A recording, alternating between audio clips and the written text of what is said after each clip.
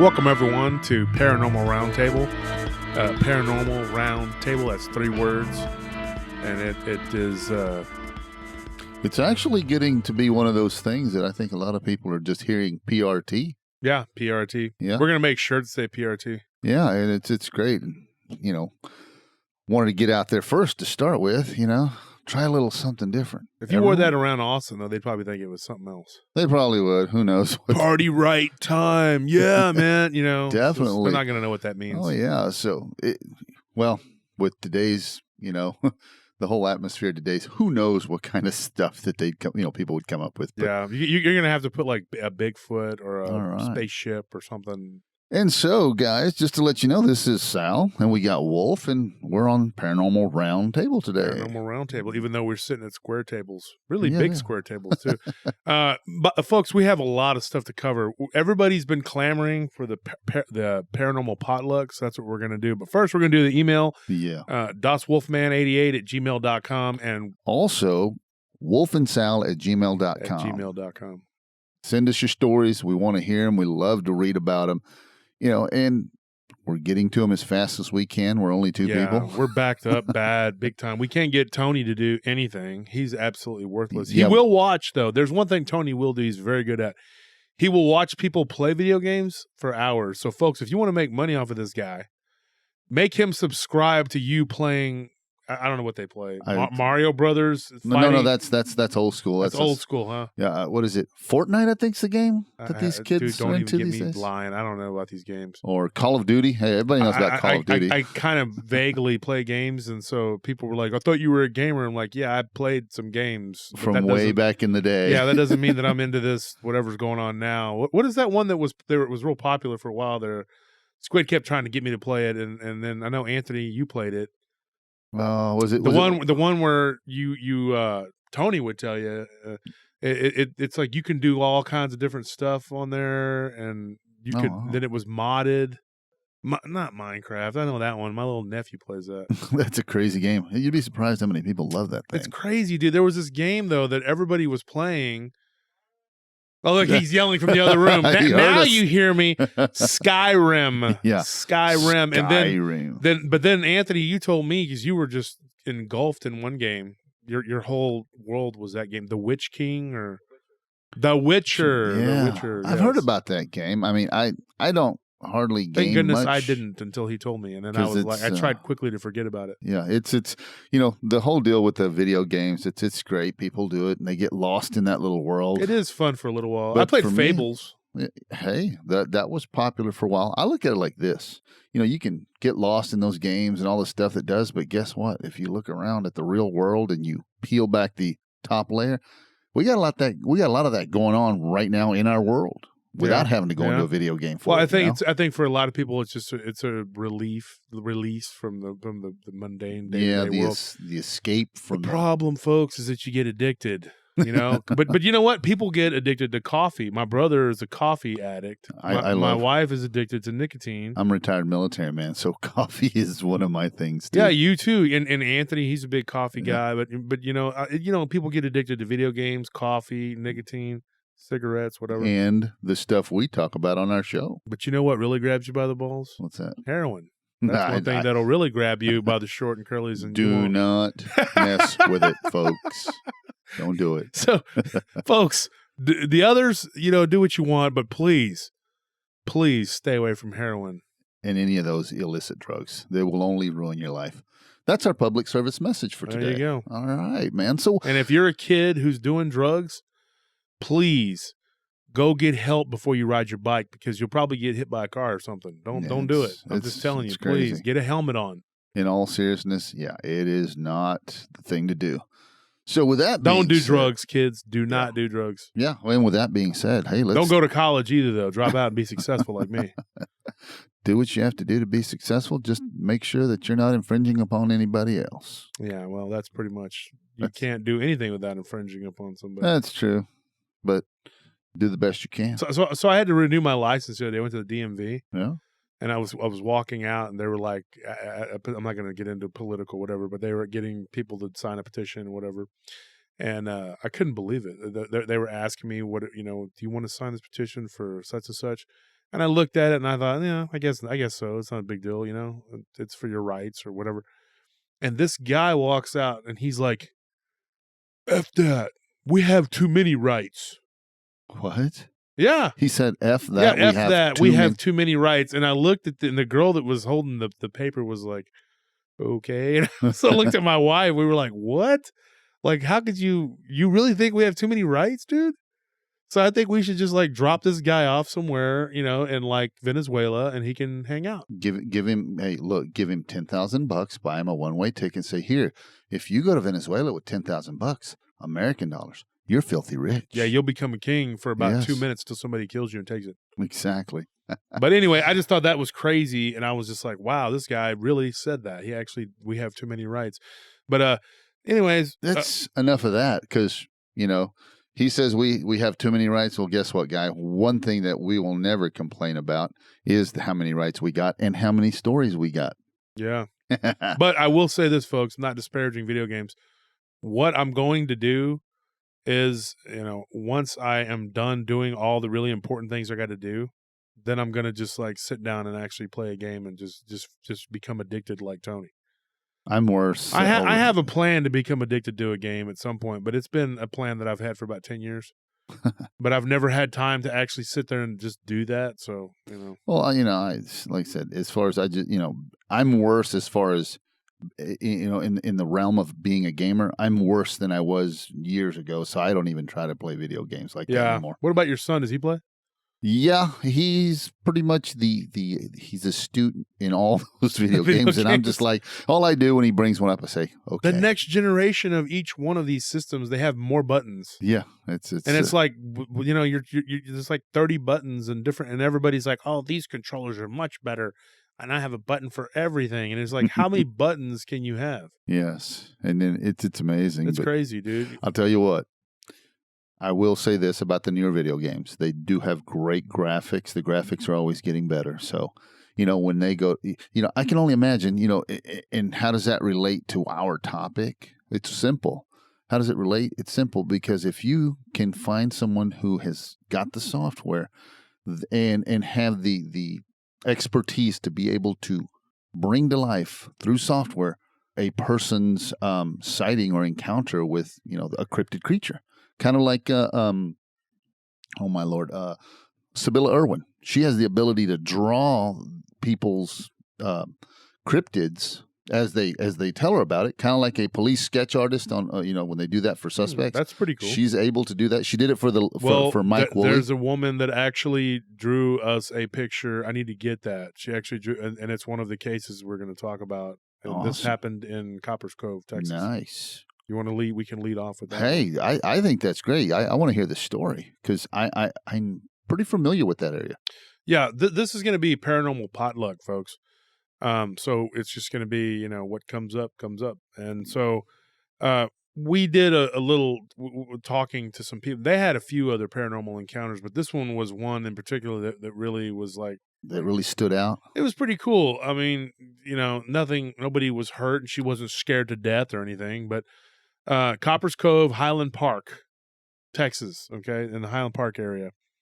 And she was with her family, and they were like kind of on like a picnic or something, I think she told us. And she said that there was this creature that she saw up in a tree, and it moved almost like a monkey.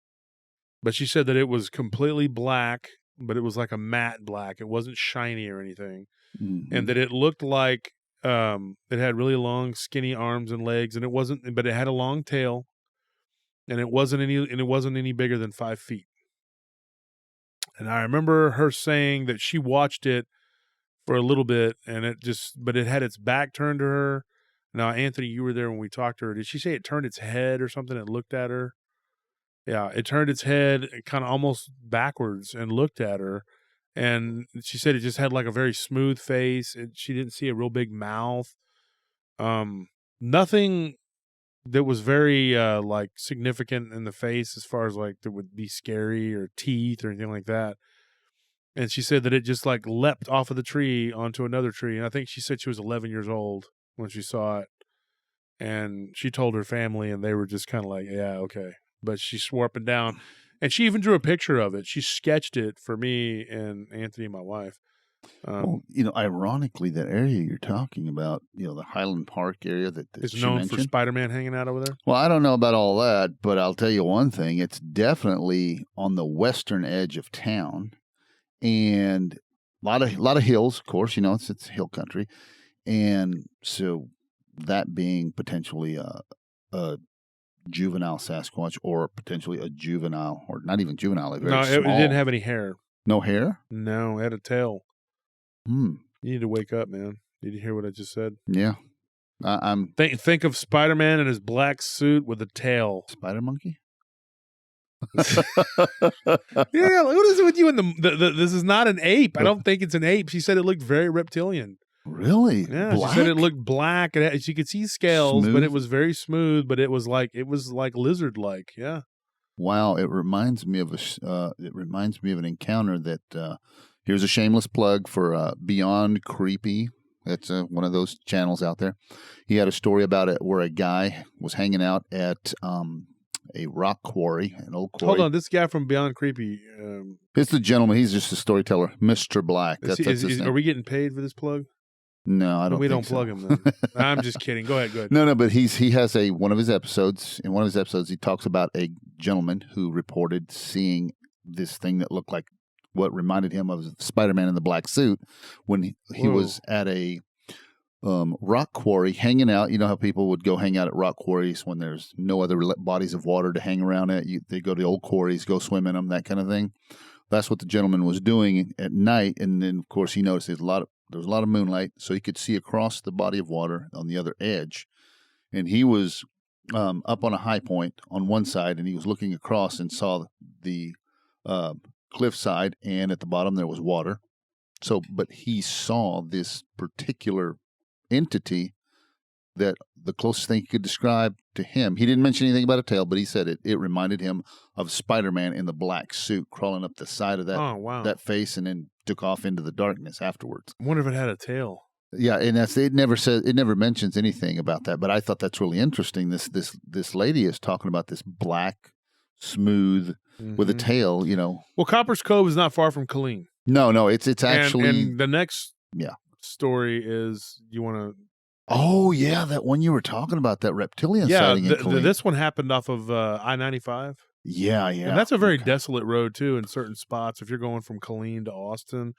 Definitely. This happened before you turn off, I think, to go to Florence. Yes, that is. Yeah, that's actually, believe it or not, when I was, stationed there eons ago, that was the preferred road to ride in order to get to I-35, and then it goes into Georgetown. It comes, and then out. You hit 35 in Georgetown, I think, and then you go somewhere around there. Yeah. And so I was just on that road not too long ago. I helped Taz move up there. Oh wow! Yeah, he moved up there. So I don't know why you'd want to live in Killeen, but I know why because of his children, but I would not want to live in Killeen. No, it's not the greatest atmosphere. Kind of a rough town. It's a very military town. It's just full of army guys. It is the largest army base, I think, in North America. Oh yeah, definitely. Yeah, for sure. Anyways, this actually came from a Fort Hood soldier who told me this story, and this one was actually a long time ago when he told me this. And but we were talking about reptilians ran out of time and whatever, but very similar to the thing in Copper's Cove. Really? He was driving along, and he saw this thing walking along the road. He said it was like 3:30 in the morning. There was nobody around, and he said that it came up out of like the ditch, and it stood straight up, and he saw it, and like it was getting ready to run across the road, and he thought, what is that? A person? A deer? What is that? But it's about to dart in front of my vehicle. So his girlfriend was asleep in the vehicle, and he was like, holy, and so she wakes up, and they both see it, and it gets kind of squats down like on all like it's, but not on all fours. He said it was like it was getting ready to run when you run a race. Correct. Yeah. And he thought it was going to leap out in front of his car, but it didn't. And then it kind of stood back up as they passed. And he said he had slowed way down. And he said they got a really good look at it. The eyes were yellow. And he said, this is what he told me. He said, if you took the Geico lizard and you stretched him out and stood him up, He said it looked like that, but longer arms and longer legs. And he said that the legs were bent the whole time. They were kind of bent, Mm-hmm. And he said that probably about 6 foot tall, but it was real slender. You could see a tail kind of whip around, Mm-hmm. And he said that it was a lizard. It was on 2 legs, and he said it looked humanoid. Correct. It had a small snout, the way he described it. And he said that when they drove by it, his lights illuminated it. And his wife saw, because she was on the passenger side, that she saw what would look like really small little teeth. Really? Like little jaggedy teeth. But they didn't say it looked like menacing or anything. They didn't, I said, was it terrifying? He said, I wouldn't say it was terrifying, but. Definitely out of the ordinary, right? God, I can only imagine you're driving by and you see a 6 foot tall Geico lizard looking creature on the side of the road. I know that's freaky. And the guy that told me that, though, he's kind of like, he was a tough guy, kind of a bouncer guy. Mm-hmm. So I didn't think he wanted to tell us, he was telling me and Squid. I don't think he wanted to go, yeah, I was terrified, man. Because we were talking about this and this story. We were actually reminiscing with this guy that worked with us, and we were talking about the reptilian, the guy that we thought was a reptilian. Mm-hmm. And that's when he came up and said, I saw this lizard-looking thing on the side of the road one time when I was coming back from work, whatever, from Austin or whatever. And his girlfriend used to come with him sometimes and hang out at the club. And so I got a chance to chat with her about it too. That's nice. And man. she just basically said the same thing. It was that freaky. Yeah, she woke up. He had slowed way down. Oh, wow. And she was mad because he had slowed way down, and it was like they looked right at it out the window. Oh, wow. And he was like, well, I thought it was going to leap out in front of the car, so, I didn't want to. And so he had gone over to the other lane. I believe that road is 2 lanes on both sides, so he'd gone over to the left lane, but she could still get a good look at it, and she said that it scared her pretty bad. But it didn't really scare him, according to him anyway. He claims it didn't. Well, really I wouldn't. scare him, I wouldn't tell anybody either. But I would tell people it was really freaky looking. I imagine it was freaky looking. When you think about that particular stretch of highway from Killeen and you head south on I-95 to get down to I-35 and then eventually Austin, right? The Austin area. There's a lot of areas in there. Folks can look it up on the map and see that it's rural. Of course, how long ago did you receive this story? That story, because I had just dug those up. That would have been in the early 2000s. See, there's been a lot of development along that highway. There's been a lot of development south towards the Austin area. So I imagine whenever this gentleman had his encounter, way more desolate. Yeah, it was way more desolate, way more rural. A lot of trees, underbrush, and then of course you've got a lot of creek beds and creeks out there. Some are dry, some are not so much, but depending upon the rain. Yeah, and again, as far as creatures are concerned, so maybe that was an aquatic thing. It came up out of the creek or something. It could be, but when you think, just common sense dictates that any animal that's flesh and blood, they're not going to want to be too far away from a water source. Makes you wonder, though, because of the close proximity to the military base. Right. What could that be? Because, I've heard that all the major military bases in the country have some sort of underground. I would say, I don't doubt what you're saying. I would have to. What if that thing escaped from a facility, or what if it's part of the? I don't know. I don't want to speculate.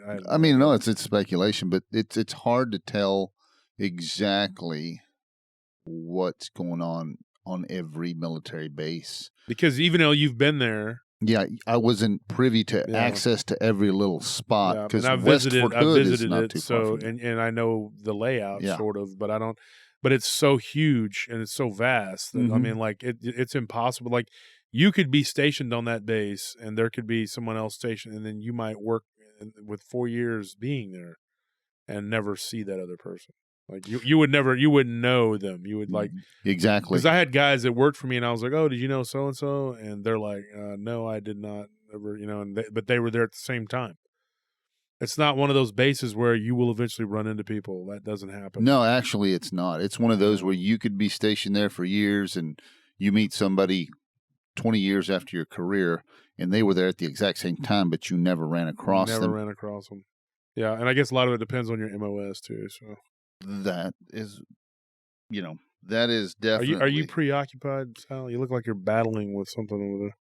I'm trying to figure out what's going on with my phone. I want to make sure that we're not running all over on time, et cetera, Well, that's not your job. Your job is to talk and entertain the folks. Oh, well, that's what we got. That's what we got. These other people to help us out. Yeah, because we can't do everything. We don't have 6 legs and 5 arms and all that good stuff. So that's then we'd be our own cryptids. Then we'd be our own cryptids if we were doing that. So, anyways, well, now as far as seeing that reptilian creature. Again, we've mentioned it before in previous shows that there are a lot of caves in and around the central Texas area. Yeah, there's a giant hill right outside of Fort. Yeah, there's lots. That I have heard is hollow. Do you go down in there? I have no idea if that's true or not. Who knows, folks? I don't live out there, and even guys that have been stationed out there can't tell you. There's nothing you would not know. The higher up, the brass are going to know as much as they know, and that's about it. So, anyways, we'll move on to the next. Which one you want to go to now? I was, since we're talking about that area, if we move a little bit further to the west or southwest, the areas that's always interested me was around the, the Marble Falls area. And there's a lot of little towns around there, but specifically Marble Falls. So you're angling for me to give you my Dogman story is what you want. Well, unless you want to save that one for another show. Well, I got enough Dogman material now that I was thinking about just doing a Dogman show. But then let's save it for that one. Because I could talk about it, but then we could also because I wanted to maybe because sometimes Vic is. Well, I got this one then. We can save that one because. It mainly has to do with bodies of water because to me, I'm a firm believer there's a big correlation with bodies of water, just like, a lot of guys like Vic and everybody else will agree to that. So, and the one that always gets my attention, though, when you talk about bodies of water in Texas is Lake Caddo, the only natural lake in Texas. Every other lake in the state of Texas has been man-made. We're like busy beavers. We're damming up the rivers. That's what we've done. So that one, and of course, duendes, the little people, that is, that's pretty amazing. That's another one. Lake Caddo is, I think, the only natural lake in Texas. Yeah. The rest are all just rivers. Just like really large rivers. Every major city in Texas is built on a river. Mm-hmm. Every one of them is from a river. I mean, that's pretty much it. I mean, all the rivers correspond to, like, I know the Brazos is Waco. Mm-hmm. The Trinity is Dallas. And it all stretches down south because they all eventually empty into the Gulf. And then Texas, or Austin is Colorado. Yeah. So anyways, Lake Caddo doesn't, though. No. And Lake Caddo is, we've talked about it before, Lake Caddo is so... It's shrouded in mystery. Yeah, because they can't even satellite map it in certain areas because of the trees are overgrown. You can't even see the water in certain spots. So it is one of the places that is considered jungle. The area around it is considered jungle. There's only 2 places in the country. That's the Big Thicket in Texas and in Florida, the Everglades. Yeah, that's true, yeah. Yeah, so that's the only places that they are so thick with the overgrowth that's considered jungle. So, Lake Caddo has a lot of, it's intriguing because they haven't even fully mapped it. Now, I know I told a story on there one time about a guy that went out there to work on a telephone pole on the outskirts of it, and an Indian, as he claimed, shot him in the leg with an arrow. Yeah. And that happened, I believe, like in the 70s or something like that, or the 80s or something. That wasn't even that long ago. Wow, no. So there were tribes, there are people that claim that they see these tribes. So it's suspected that there's Native American tribes still living some deep sort of in there. tribe living out there that people see them periodically. Mm-hmm. But that's another story. But what you're talking about, the duende. Yeah. These little people. Yeah, these mischievous little people. I guess they're the equivalent to a dwarf or a gnome. Which one would you say? The description of this story, I will give you a full-on description of it. We'll just go back. The guy was fishing. Okay. And he just was going along in Lake Caddo in a little motorboat, whatever he was doing. And he was going to different spots to fish. And he was like a good ways from where he had dropped, his dropped the boat yeah. into the, okay. So he was a good ways off, and he said that it would probably take him a good hour to get back to where he was, back to the dock, the boat ramp wherever he dropped the boat. Yeah, just to go back to because he was so far out, Wow. But he got to the bank of one side of Cato Lake, and he heard talking. And when he heard the speech, it sounded like babbling, like people babbling. They weren't really talking; they were just kind of going blah, blah, blah, blah, blah. That's the way he told me that it sounded. And so he said he was like, what, like little children or something. He saw them like in the distance. He saw what he thought were two little kids or something. They were very dark skinned, had long hair. And as he got closer, then he thought these are just little tiny hippies or something. But when he got closer, he saw that like toward the banks that they were pulling like fish up out of the water. They had like this like rope, Mm-hmm. And they stopped. They saw him. He saw them. He kind of waved at them. One of them just kind of looked at the other and put its hand up like it didn't understand what a wave was, but just kind of knew it was a greeting. Yeah. And then they kind of spoke to each other like blah, blah, blah, the way he said the way he said it was like blah, blah, blah, blah. That's what it sounded like. That's what he said it sounded like. Oh. And then he said that when they stood straight up, they couldn't have been not even 2 foot tall, but they looked like full grown adults. Wow. They were wearing like loincloths.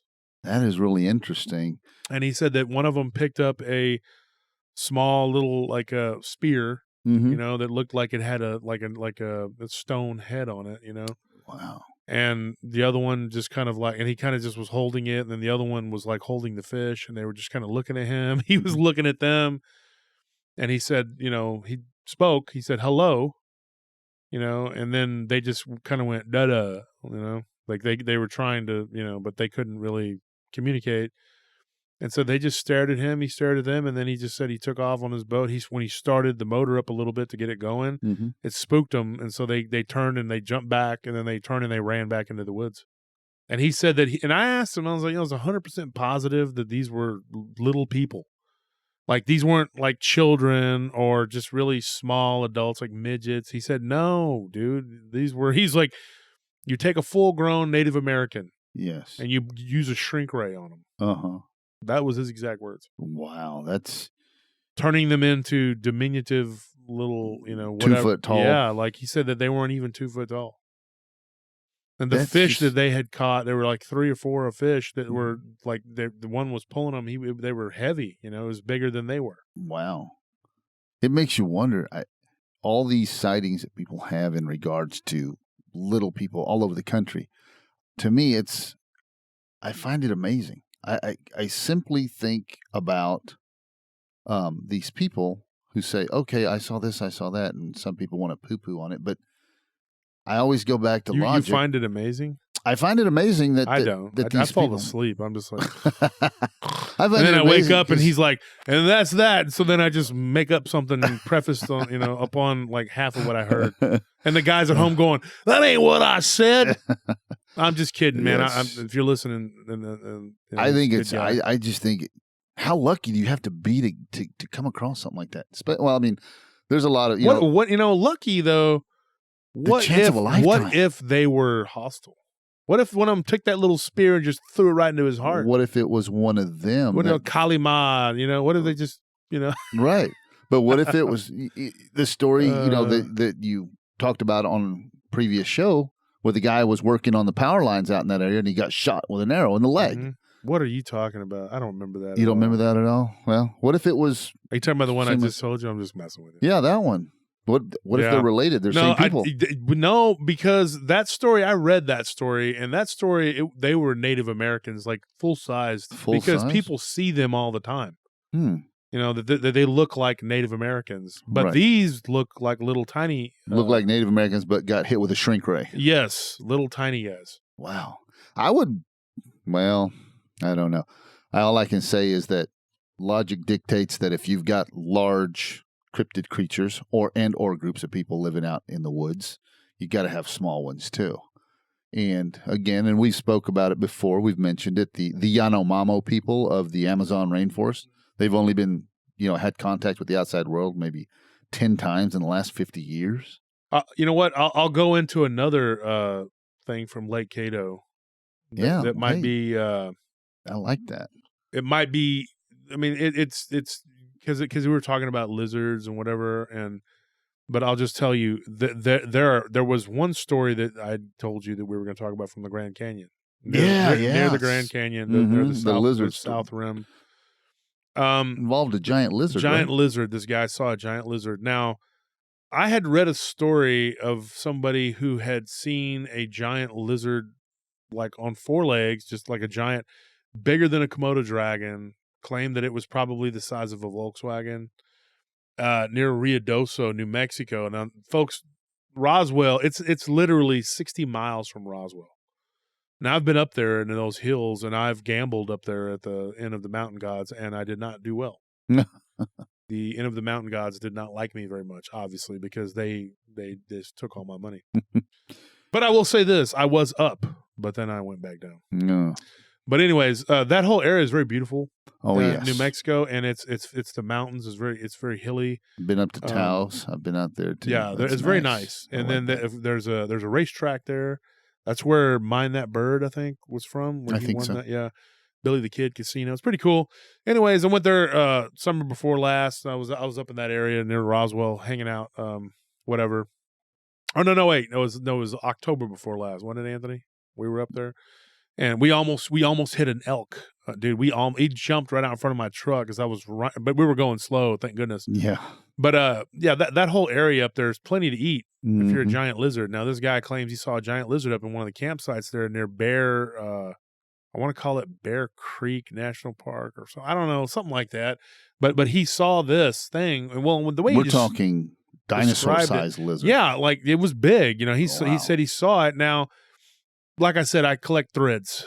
And when I heard that, I thought that's pretty cool. But then this guy recently, this is a recent story, sent me a story out of the South Rim, once again, near the Flagstaff area. We were talking about Flagstaff not too long ago. A lot of weird stuff in that area. It is. But it's not, think about it, it's not too far away from the mysterious mountains. And how this ties into Cato Lake, I'll tell you, because I got a story out of Lake Cato of a guy that was fishing once again, and he hears a splash like a into the water, and he saw this big reptilian looking thing, and he thought, oh, it's a gator.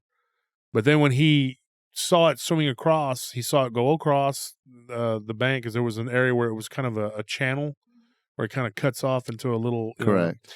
And he said it was only about 50 yards across, like a little spot that just kind of spikes out of it, a lot of little channels like that. So the creature was trying to get from one point to the other, other side. Okay, got it. And he wanted to cross the road, and who are we to question his motives? Exactly. Okay? This is America.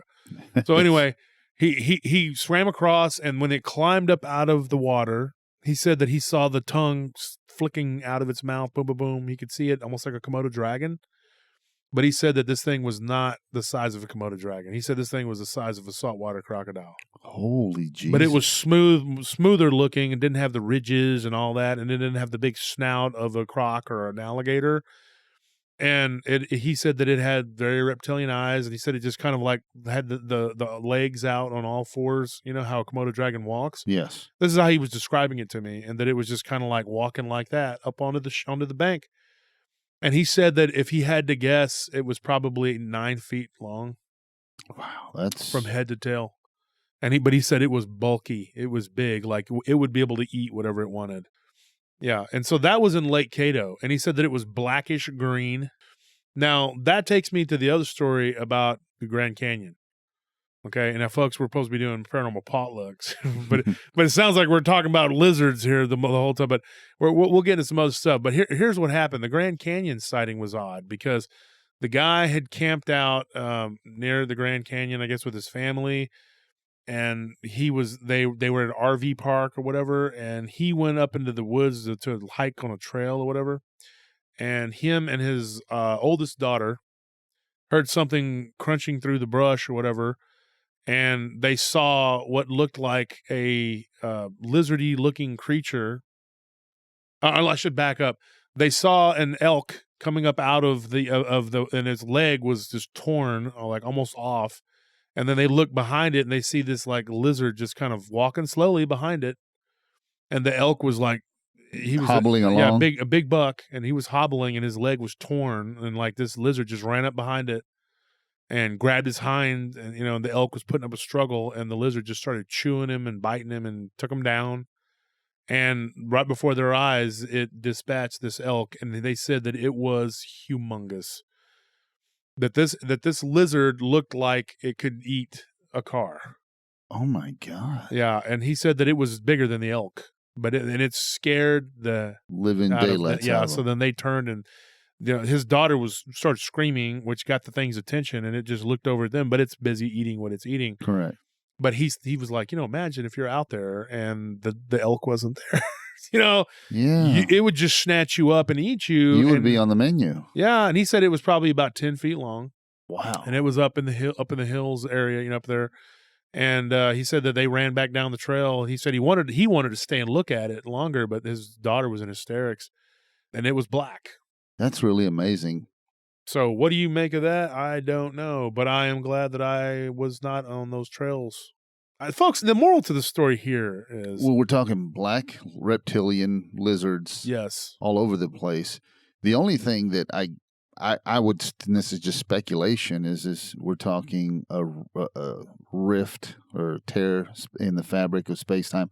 The crossing over. Well, what if it just comes up out of the canyon? I mean, there's a lot of weird stuff people say in the Grand Canyon. It's haunted. True. They see Indians down there too. They see duende. They see lizards. I mean, it's all relative. That canyon is very desolate in a lot of areas. Yeah. Nobody can get out of there or go in there. It's fun to look at, but I wouldn't want to jump down into it. And here's the thing too. I agree. I mean, the thing is, the moral to the story is stay the heck out of Flagstaff. Obviously, I had a guy, I talked about on Vic's show who had a dog man almost snatch him up. And luckily some people drove up and saw it, and then he turned around and it was gone. It ran. Then you have this giant lizard snatching up full-grown buck elks. Yeah, then you have a zombie lady climbing on people's truck. Like, what is going on over there? Hey, like I said. But that, have you been through there anytime? Not in. It is a weird place. Like, you go through there and you get this weird feeling. It's almost like you're in Colorado, but you're not. Uh-huh. And then if you go in any direction, you're going to end up in the desert, in the but it's a dry heat that'll still melt your skin off your bones. Yeah. Heat. But it is an anomaly. It's just kind of like you're going through this nasty desert, and then all of a sudden there's this nice green forest, and there's these trees, but then there's this giant hole in the earth. And mysterious mountains, not really too far away from there. Superstitious, yeah. Mountains, I'm sorry. Yeah. We got slammed on that one, man. I had somebody texting me. Superstitious. They were messaging me, telling me you need to rein him in and tell him what. Okay. Sorry, folks. It was superstition. I'm sorry. Okay. Yeah, I get excited because we will make sure that we flog Sal later with a wet noodle. No, we're going to use the cat of nine tails like the Romans. Made of noodles? No, they're going to put like pieces of rock, and it doesn't matter. It's glass. Anyways, you'll feel it ripping your flesh off later when it happens. Oh yeah, as long as it doesn't attract. Anthony, can you do it? Are you strong enough to rip him? Anyways, it's very weird because Flagstaff obviously has a lot of weird stuff going on there, and I'm not going to stop there anymore. There's a haunted hotel that a guy did an investigation on too that I read about not too long ago, where some shadow thing tried to attack him. So that was pretty creepy. So I'm going like, wow, this place is like obviously just again the superstitious mountains, paranormal no-go zone for me. It's all that it's kind of like a Wi-Fi signal. The superstitious mountains being the source, and all that weirdness just emanates from that. Yeah, in all directions. Now you mentioned the rake. Did you want me to get into that one? Yeah, I want to hear that one because that one really got my attention because to me it's a Wendigo. People call it a rake, call it what you like, but out in Wyoming, let's hear about that one. Yeah, actually, this one I went through there not too long ago too. Last summer I went through the ugly, gross part of Wyoming. And folks, if you're from Wyoming, I'm not going to say you got Yellowstone up above you or whatever until that blows up. Isn't that where Napoleon Dynamite's from? Wyoming? I have no idea. My wife's watched that movie. I've never really liked it. I think it's so stupid it's hilarious. Yeah, it's very stupid. I don't know about hilarious, but it's stupid. But tell us, please. Okay, so do you want to hear about Napoleon Dynamite or you want to hear about the rake? Only if Napoleon Dynamite got eaten by the rake. Then I'd actually be okay with the rake. Yeah. No, tell us about it, brother. No, you're going through that bottom part of Wyoming. It's really gross, and it's very barren. But This was not that part. This was further toward the north, going just below Yellowstone. A lot of the same thing.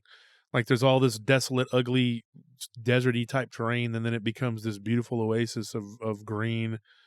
The West is like that, folks. Everywhere you go in the West, there'll be like nothing, and then it's just rocks, and then all of a sudden, boom, a green oasis of beauty. Utah, Idaho, Wyoming, they are all like that. Northern New Mexico, New Mexico, Arizona. Area.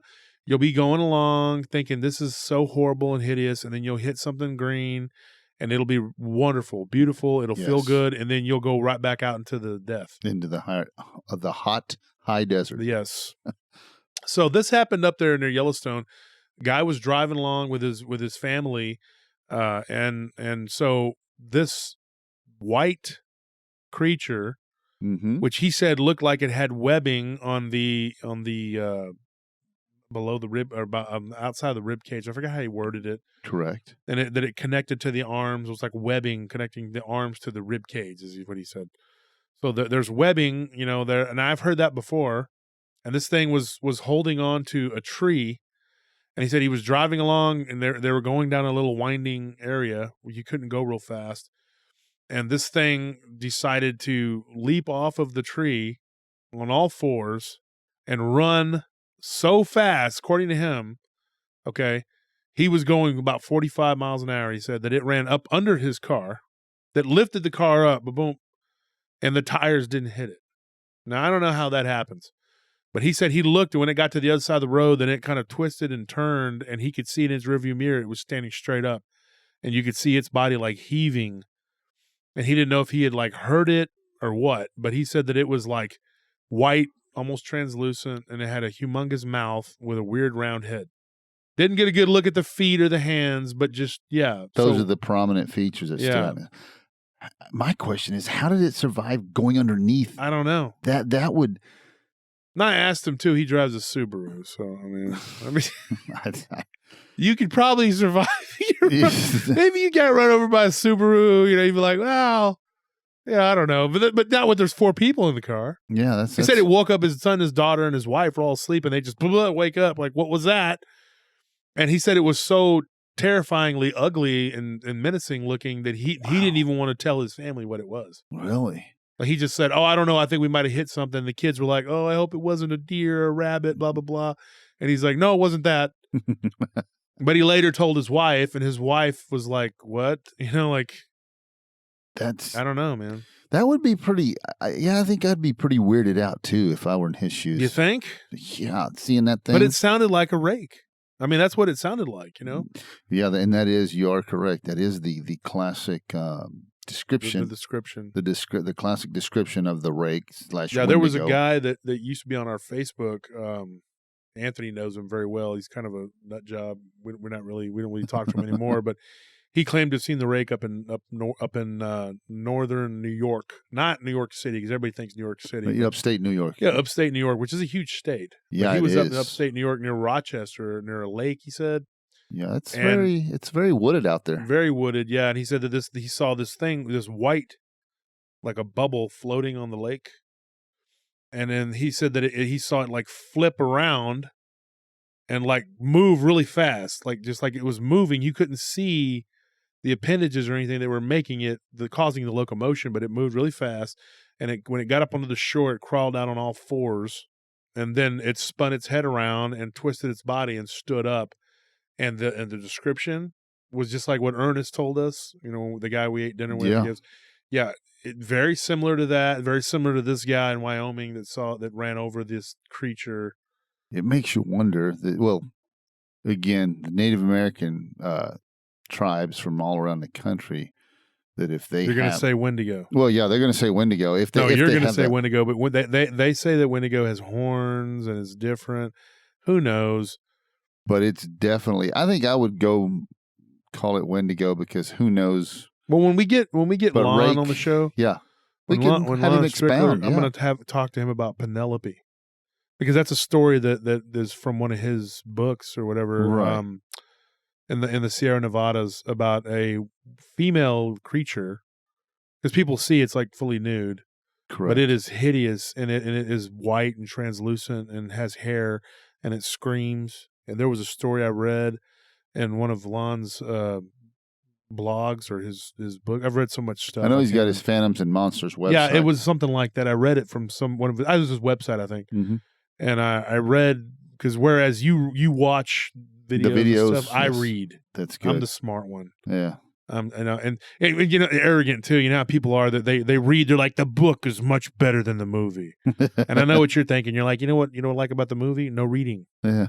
Took me 2 hours, and I just went to sleep. I roll with what's available, what catches me. But going back to the whole description of this thing, I'm inclined to say Wendigo. But if rake is going to be the term for today that describes this creature, whatever it is, yeah, why not? Let's use that word. Because I said Wendigo, and I got attacked 6 ways from Sunday. Yeah. They're like, it's not a Wendigo, it's a rake, and the rake is different from the Wendigo, and the Wendigo actually prefers its burgers medium rare, whereas the rake does not. And like okay. And there were all these people coming out of the woodwork. Also, they like avocado on their burgers. They too, do, and they like cheddar. They don't they don't like the Monterey Jack. Okay. See, and I got all these people that were just armchair know-it-alls telling me about the difference between them and how ignorant I was for not knowing all this stuff. And I'm just like, dude. Either way, if I see one that looks like that with horns or without horns, I'm out of there, dude. Yeah. I may leave I'll have a Charmin moment more than likely, and like you said, exit stage left really fast. Yeah, I don't. That's something I don't can care tell to you right see. now, dude. I could live with. I don't. Yeah. Yeah, I don't know what that thing is, but yeah, it's very scary. This guy, he claimed that he saw one, going across the water and then popping up out of it and contorting its body. Weird ways and whatever. When that's another aspect I've been wondering about for the last month or two. Folks talking about how they can contort in a weird fashion. It would make you wonder is how stiff, or I guess you could say, how solid are their bones? Or maybe it's all cartilage. That's what I'm thinking. That's why there's no carcasses of these things. Maybe so. Like sharks, dude. Yes, it'll just go. The only thing that's really hard on sharks is their teeth. Everything else just goes. So it could be something similar to that. And we're speculating, folks, of course. So what are we doing on time? Cool. So we got a little more time, and I'm going to totally switch it up from cryptids to something else. What about your cousin's episode with sleep paralysis? No, we can do that. Hey, let us know. That one's kind of, I don't know. It's creepy on a different level. Yeah, it's definitely creepy. There's a couple of alien things we have. This one was pretty weird. I didn't really know how to categorize it.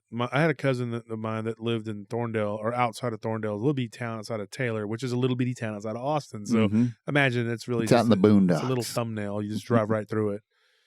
Thorndale's a weird town. It's got a lot of weird stories. There's stories of the Cadejo out there too, of the black dog. Yes, AKA the Hellhound. Well, they have like a name for it too. I don't remember the. They have their own name. They have like a name for this black dog that runs around out there. This is the paranormal one that we're talking about. Yeah, and I know that there's an area called Apache Trail. You know what? I got lots of friends that live in Central Texas. They're going to be correcting me, Apache Pass or something like that, but I know there's a really good steakhouse out there. Oh yeah, that's about all I know about that. But anyways, there is this creature that people see that it's like a black dog, but it looks almost like a hellhound. Yeah, but that's not what we're talking about here, though. We can get into that. I have another story about that too, but we could talk about that all day. There is another incident. My friend who claims that he, well, my cousin, but he's also my friend. He had a sleep paralysis incident. They lived a little bit out of town, not quite. The whole town is rural, Yes, very much so. But the 2 nights before this happened, he saw a blue sphere go across the sky. Oh, interesting. At really fast. He said it was zooming, and then it just stopped and kind of zigzagged and went up. Oh, I bet now, that was he saw that. He saw this. He was out hunting in that area, and I'm trying to think of a way to tell you where it's at, because there's nothing that goes. There's no identifying features south out there of Thorndale. I can't really tell you what you end up in, like near Lexington, maybe, or something like that. Okay. So he's in between Thorndale and Lexington. It's kind of where he lived, but he was on the outskirts of where he lived, but what he was hunting was out there. And him and his stepdad saw this thing shoot across the sky. So the next day, his stepdad had to go to the hospital. Right. Because he felt nauseous. Something was wrong. He was having, his wife said that he was having nightmares and that he was waking up, panicking. Well, my friend, or my cousin, I should say, he had something similar happen to him. He woke up, but he couldn't move. Now, this was the day after his stepdad had the episode where he had to go to the hospital, and they gave him some kind of a sedative or something. Yeah. And so I just remember this story. It's an old one, but he said, I had sleep paralysis, Well, I actually told him what it was because he was describing it to me. Right.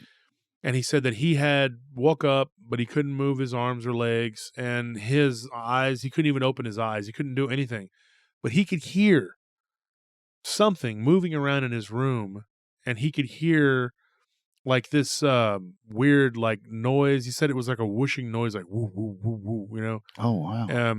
I say whooshing. It's like it was. That's the way he described it. Was like a pulsating.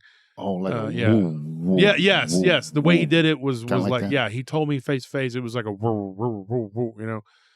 I'm not real good with sound effects, but anyway, I'm pretty good sometimes. Yeah, you did pretty good. But anyways, he told me that, and he told me that it was like he heard this like woo woo woo noise, like something was pulsating, and then he felt like this light air going over his body, and then finally he was able to open his eyes, and he said that in his room there was a blue, like the light was bluish green in his room, and he saw what looked like 3 tall humanoids.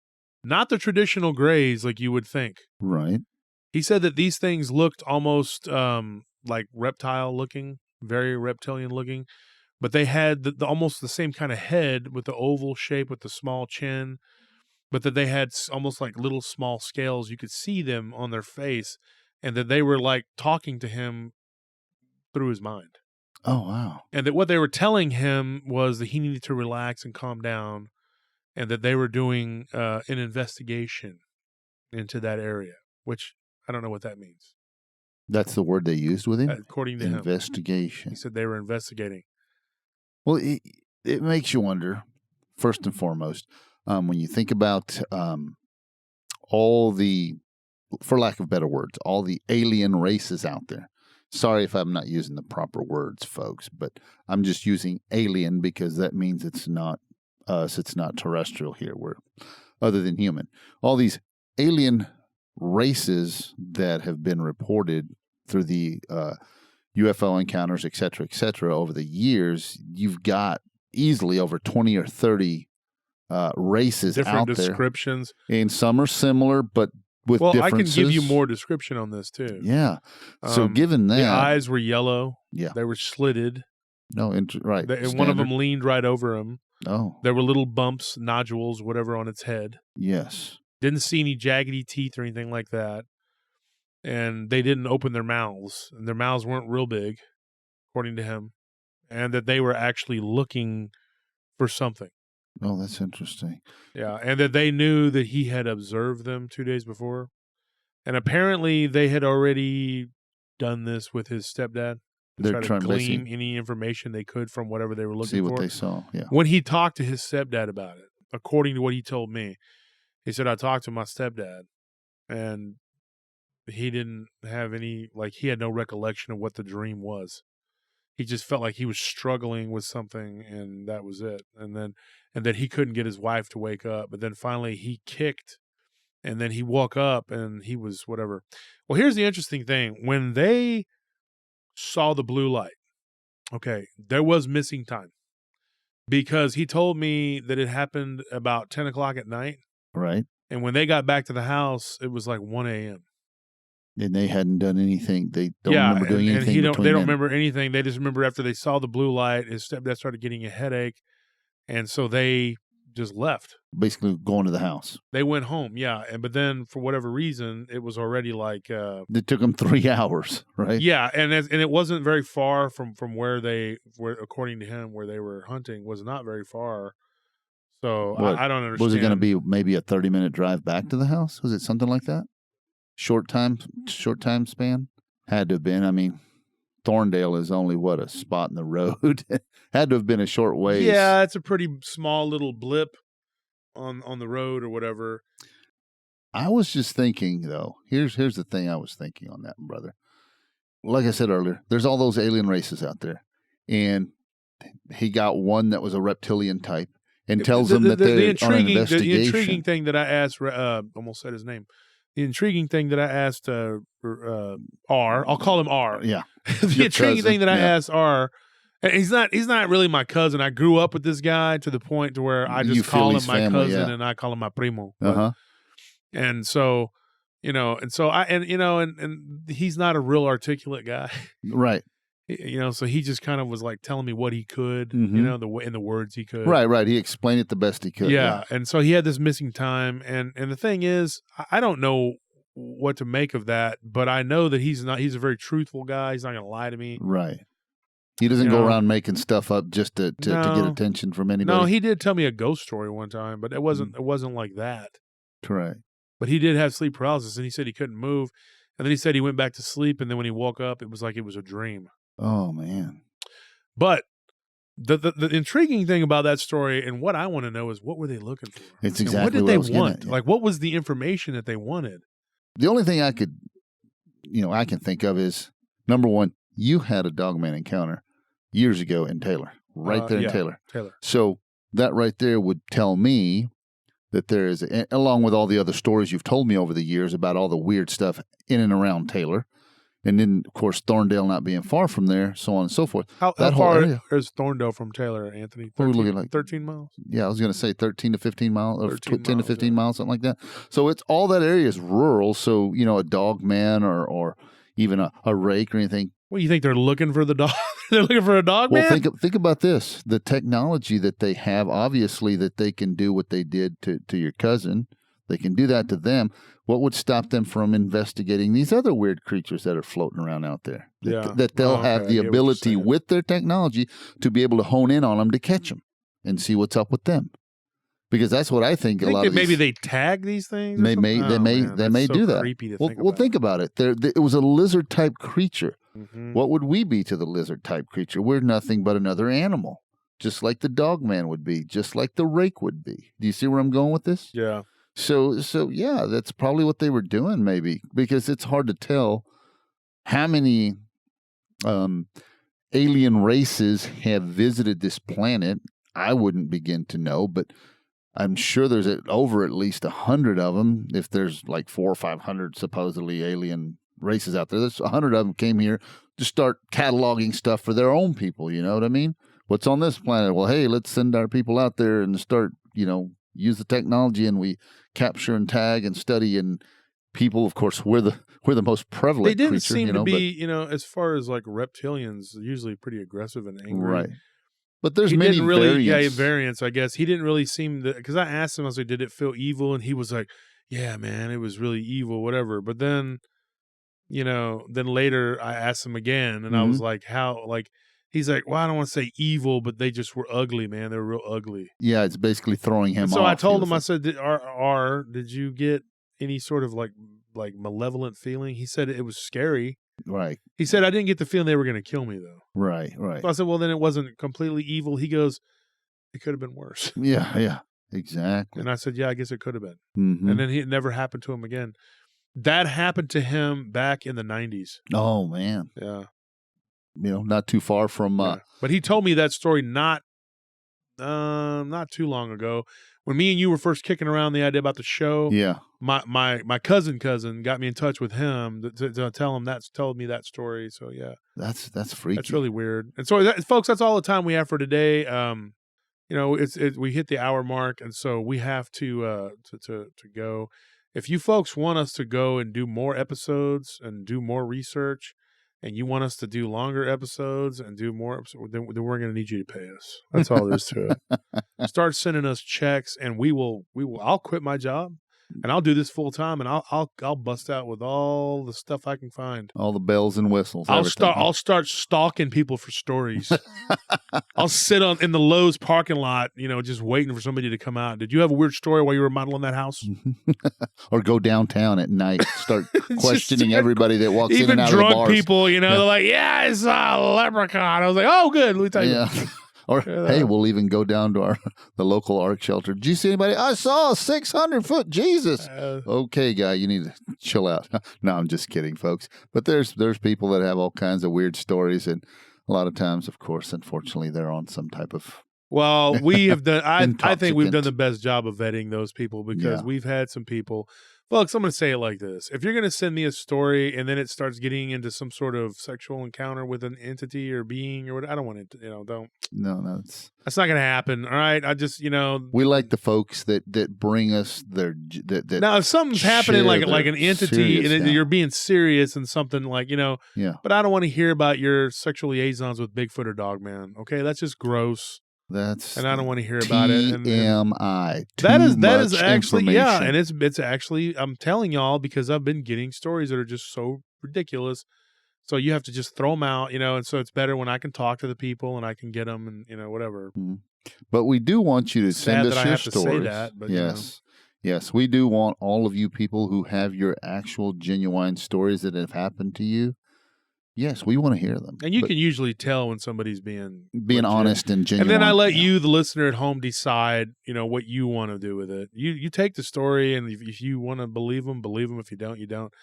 I just know that I look for threads. I do that all the time. And I kept that one story, the story about Rudosa with a giant lizard close to my chest, until I found something else out. And then when I found the other ones, then I was like, there you go. Yes, totally. And so this was Paranormal Potluck / reptiles. Yes. Let's put it that way, because it was mostly... a little more reptile than everything else. It was pretty much reptiles. I guess it was, wasn't it? It was just pretty much... But there was a thread there. There was a thread. And so, I tell you what, the folks, rake, we don't know if it's reptilian or not. We don't. We're going to have to get with Ernest again. Remember? He had the witness that talked to us, and you told his story on Vic's show about the dogman on his grandfather's property and that rake creature that they killed. So we're gonna have to talk to him again. And we need to get back together with him. We have so many people we need to talk to, though. God, we do. The girl from Arizona. Yes. Oh my gosh. 7. I am constantly getting messages. I was showing you today. Yes. Just in the last 3 or 4 hours, was you had like 6 or 7 messages opened up. And I just done 6 or 7 hours before. Oh yeah. Folks, we are in contact with Lon Strickler and Linda Godfrey, and hopefully Linda Godfrey will be interviewing with us in the fall. She's very busy. She just wrote her last book, whatever, and I talked to her today. Lon Strickler had recovered from surgery, Godspeed, and he'll be coming on the show hopefully toward the end of but probably a few episodes from here. Hopefully we'll have him on. Most definitely. And there's a lot of other people out there that, I'm kind of one of those, kind of like being a foodie. You sample all the different foods out there that you come across. There's a lot of lesser known channels with people who are researchers and everything else. And I listen to theirs, and we're going to try to make it, we're going to try and make the best attempt at seeing if we can get those people on our show as well. Yeah, we're talking to another girl who has a podcast, and she's going to be definitely maybe doing a collaboration with us pretty soon. Because we want to be like a hub where if you need to find out about this and that, guess what? You can come talk to us as much as you can, or come to our show and listen to us, because we're not trying to exclude anybody. We're just trying to help get the words out. Yeah. So with that being said, brother, I think we can give them the email, and then, Yeah, duswolfman88@gmail.com, or you can private message me and wolfandsal@gmail.com. Exactly, folks. And hey, we're happy to have been here with you. Have a good night, everybody.